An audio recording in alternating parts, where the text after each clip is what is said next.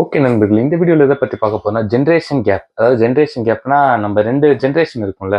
அதாவது 10 வருஷம் ஒரு கேப் இருந்தால் ஒரு ஜென்ரேஷன் சொல்லலாம் நண்பர்களே. அதில் வந்து 2Kக்கும் 2K இருக்காங்க, 90s இருக்காங்க, 80s எடுத்துப்போம். 3 எக்ஸாம்பிள் எடுத்துப்போம். இப்போ இவங்களுக்கும் என்ன மாறுபடுது, அவங்களுக்குள்ள என்ன கருத்து வேறுபாடு, அதை பற்றி தான் நண்பர்களே பார்க்க போகிறோம். இதில் என்ன முக்கியமான விஷயம் என்னன்னா, இந்த 3 ஜென்ரேஷன்லேயும் அவங்களுக்குள்ள இருக்கிற வேற்றுமை என்னென்ன இருக்குதுன்னு பார்ப்போம். அதில் முக்கியமாக என்னன்னா, ஒன்று முந்தின வந்த ஜென்ரேஷனை பார்த்து பொறாமப்படுறதோ, இல்லை ஏன் பைத்தியகாரத்தனமா அவங்க பண்ணிட்டு இருக்காங்கன்னு நினைக்கிறது, இல்லை முந்தின ஜென்ரேஷனை பார்த்து நம்ம பூமர் சொல்றது, இந்த மாதிரி விஷயங்கள் தான் அதிகமாக ஓடிட்டு இருக்கு. இது அறவே தவிர்க்கணும்னு நினைக்கிறேன். நம்ம ஏன்னா இப்போ இருக்கிற ஜென்ரேஷன்ஸ் வந்து எப்படி இருந்தாலும் அவங்க வரப்பே, நான் 90s கிடையாது இருந்தாலும் சொல்றேன், 90s வியூலேருந்து சொல்றேன். இப்போ இருக்கிற ஜென்ரேஷன் எப்படி இருந்தாலுமே நம்ம என்னதான் குறை சொன்னாலும் அவங்க சில விஷயம் கரெக்டாக தான் பண்ணிட்டு இருக்காங்க. நம்மளும் ஒரு காலத்துல அந்த டைம்ல இருந்தப்போ ஒரு மாதிரி தப்பு பண்ணியிருப்போம். ஐ மீன் சில விஷயங்கள் பண்ணியிருப்போம். அது நம்ம ஜென்ரேஷன் எப்படி நம்ம பேசிட்டு இருக்கோமோ அந்த மாதிரி ஜென்ரேஷன் சில பேர் பேசியிருப்பாங்க, சில பேர் தெரிஞ்சிருக்கும், சில பேர் தெரிஞ்சிருக்காது. அதை பத்தி தான் இந்த விஷயத்தை காணொலி சொல்லலாம்னு வந்தேன். அது என்னன்னா, எப்படி இருந்தாலுமே அவங்களுக்கு தெரியும் நமக்கு வந்து என்ன பண்றோம், நம்ம என்ன பண்ணிட்டு இருக்கோம் அப்படிங்கிறது அவங்களுக்கு தெரியும்.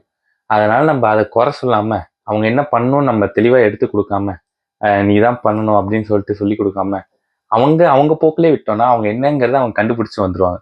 நம்ம அடுத்த ஜென்ரேஷனை பார்த்து குறை சொல்றோம், முந்தைய ஜென்ரேஷனை பார்த்து பூமர் சொல்றதை நிறுத்திக்கணும். ஃபுல்லா அறவே தவிர்த்தா மட்டும்தான் இது நடக்கும் நண்பர்களே. அதே மாதிரி தான் நம்ம எம்ப்ரேஸ் பண்ண கற்றுக்கணும். எம்ப்ரேஸ் என்ன அர்த்தம் தெரியல, ஆனால் எம்ப்ரேஸ் த ஃபியூச்சர் ஜென்ரேஷன், அடுத்த ஜென்ரேஷன் முக்கியம். அதனால எம்ப்ரேஸ் த நெக்ஸ்ட் ஜென்ரேஷன் சொல்லிக்கிட்டே இருக்காங்க. அதே மாதிரி தான் நானும் சொல்றேன், எம்ப்ரேஸ் த நெக்ஸ்ட் ஜென்ரேஷன். அவங்க என்ன சொல்றாங்களோ அது ரொம்ப முக்கியமான விஷயம். அவங்களோட வியூவும் ரொம்ப பெரிய வியூவா இருக்கு. ஏன்னா காரணம்னா அவங்க சில நாலேஜ் இருக்கு. அவங்க பக்குவம் இல்லைன்னா கூட சில விஷயங்கள் ப்ரொடெஸ்ட் நடந்துச்சு ஜந்தர் மந்தர், அதில் எப்படி கரெக்டாக ரிசைன் பண்ண வச்சுட்டாங்க. அவர் எவ்வளோ சீனியர், அவர் ரிசைன் பண்ண வச்சுட்டாங்கன்னா அப்போ எவ்வளோ ஒரு போக்கு, நேர்போக்கு இருக்கும். ஏற்கனவே ஜனதா, ஐயோ, காக்ரோச் ஜனதா பார்ட்டி கட்சின்னு ஒன்று இருந்துச்சு. அதுக்குமே எப்படி தொகுத்து நடந்து, பேர் வேணா காமெடியா இருக்கலாம், ஆனா அதுக்குன்ட்டு ஒரு ஃபாலோவர்ஸ் இருக்கு. அந்த ஃபாலோவர்ஸ் வந்து ஒரு வேலை பார்த்துருக்காங்கிறப்ப அது ஒரு பெரிய விஷயம். அதை வந்து நம்ம இது பண்ணக்கூடாது. 90s வியூல நான் அதை சொல்றேன் அப்படின்னு சில பேர் சொல்லிட்டு இருக்காங்க, அதனால நான் சொல்றேன்.